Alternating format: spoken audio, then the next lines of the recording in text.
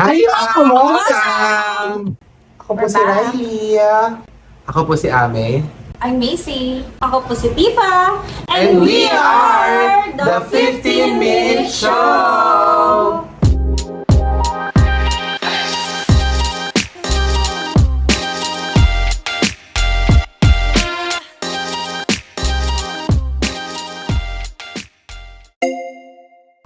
At may iba pa na tayo today. Ano palabang tayo hindi ang eksena mo?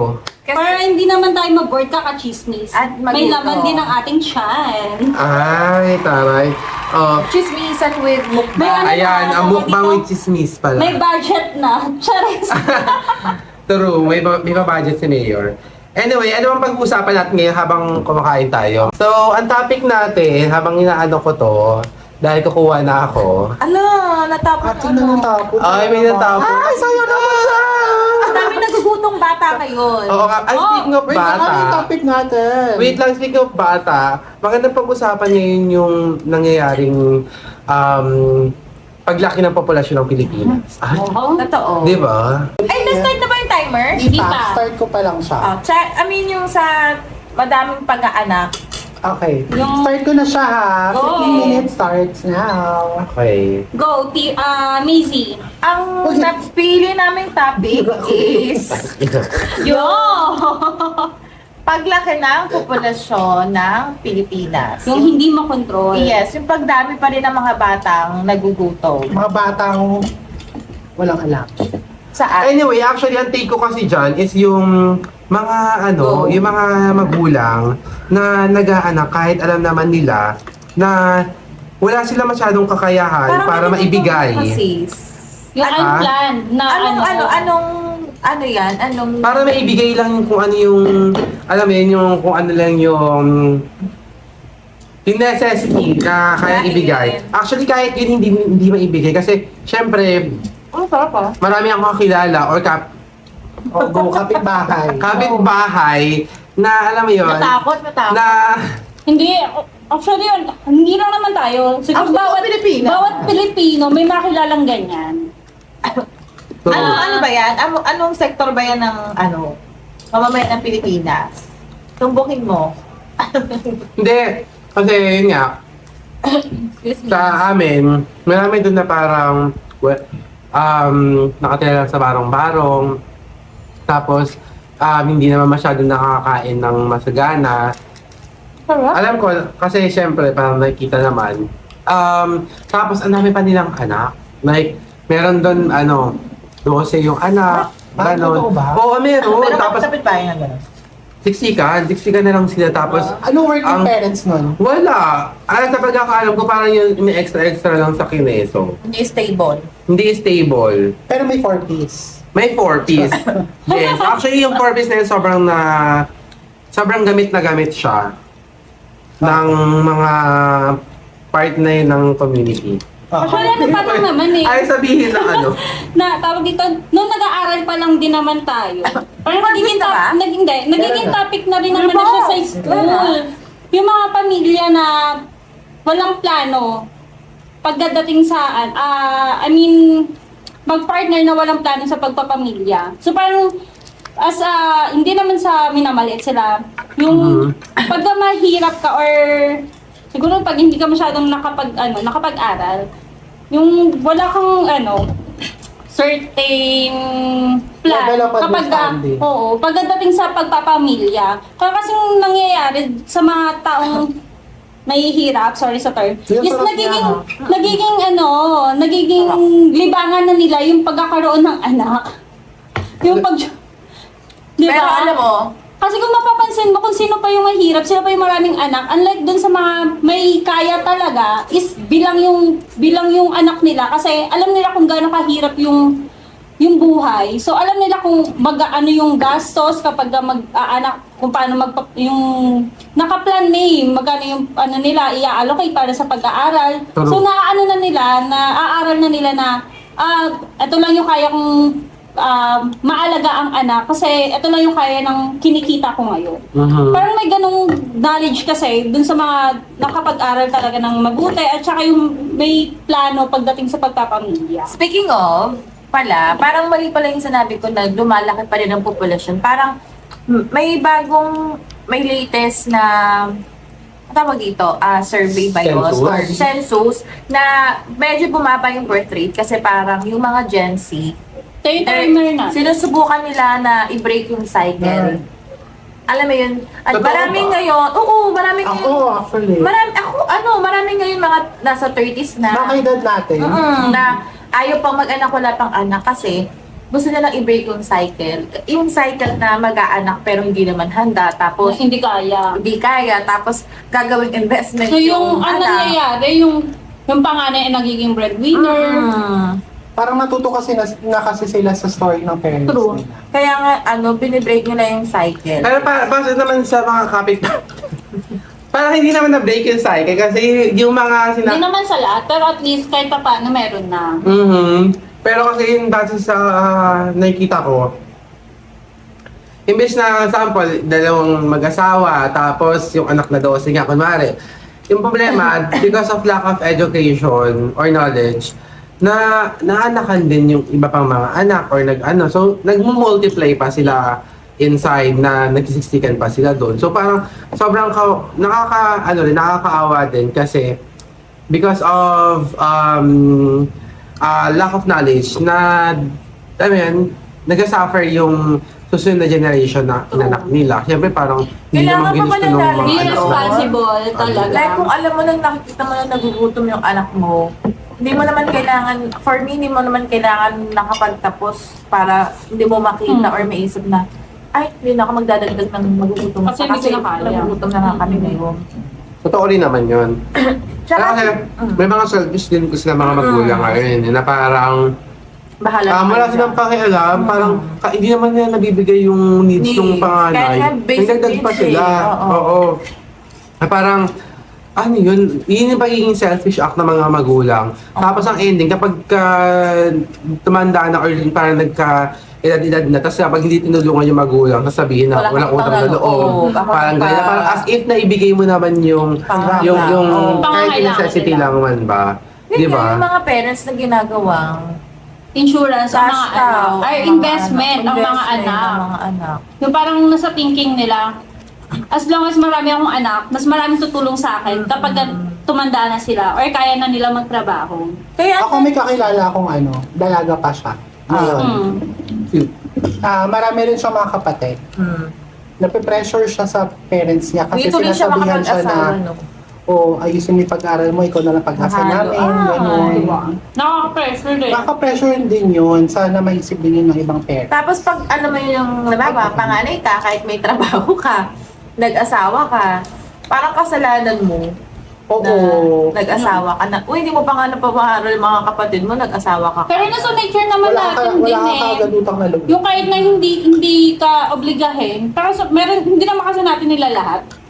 Pero may Uy, ang mga sarap magulang niya. din talaga na hindi ino-obligay yung mga anak. Pero nasa anak na rin talaga kung tutulong sila or hindi. Diba ka nahihiya pa pag binibigyan ng pera ng anak mo? Oo. Sana all. Charot. Diba? Try na lang. Uy, ang sarap ng palabo ka. Guys, ang sarap ng palabok. Sponsor. Wait lang, Hindi ilan ba to kayo sponsor. ilan mga kapatid nyo? Tanongin ko kayo. Kami apat kami magkakapatid. Ako kami tatlo lang. Pero sa amin naman walang ano. Ako isa lang. Ako isa lang. In fairness naman sa parents ko, alam nilang mahirap kami, alam nilang hindi nila kaya magpalaki pa ng isa pang anak. Hindi, parang mayaman kayo eh. Ay, hindi. Baka suwang kita siya. Ay. Fake news Uy, yan. ang sarap ng palabo. Ano gusto nyo next imukbang namin, Charot? Baka may Oo nga. cravings kayo dyan Diba? na hindi So, nyo pa makain. Ayun ang next namin. Hindi naman ako napahiya sa Oo. sa suggestion ko. Ang sarap ng mukbang. Oo. Ang sarap ng palabo. Kaso puro tabasa, dapat nilachon gawali na lang nila para masarap. Taba ba? Hindi naman. Hindi mayroon naman. Baka yung nakuha mo lang. Baka nakating na kasi siya. So yun. Sorry. Yung halit yung topic na ano ako sa palabo. Masap kasi ng palabok, guys. By the way, anong tawag? Kasi ang tawag sa amin dito, luglog. Lugulog. Diba? Pansit Malabon. Ang Anong dami, tawag no? dito sa inyo? Sa amin, palabok siya. Talaga, palabo. Palabok Kasi siya. ano eh, luglog. Actually kasi sa akin naman, pag ganito kulay, palabok talaga. Oo. Kahit manipis man yung Ano pancit niya, na palabok. ginamit. Pero iba, Luglog, Palabok pansit yung malabog. manitis, luglog yung mataba. Oo, yun din sa amin. Charis! Yun din sa amin.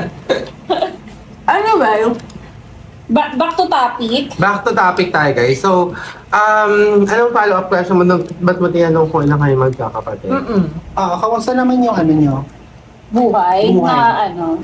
Growing up.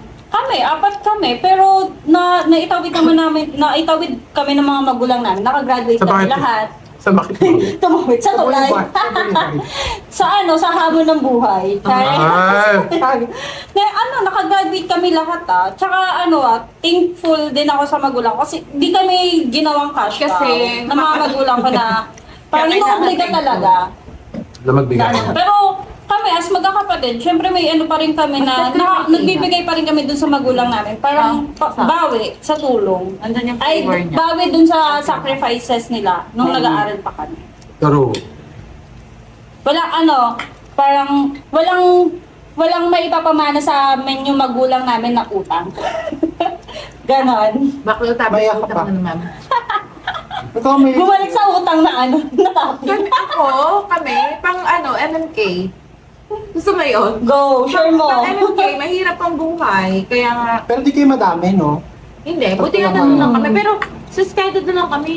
Laki talaga sa hirap. Naranasan namin na yung laki ni isa, napakadaming sabaw. Para magkasya sa lahat. Kami din naman, nadaan na rin kami sa Di ganyan. ba parang common experience. Ewan ko, napakahirap ng buhay growing up. Talaga.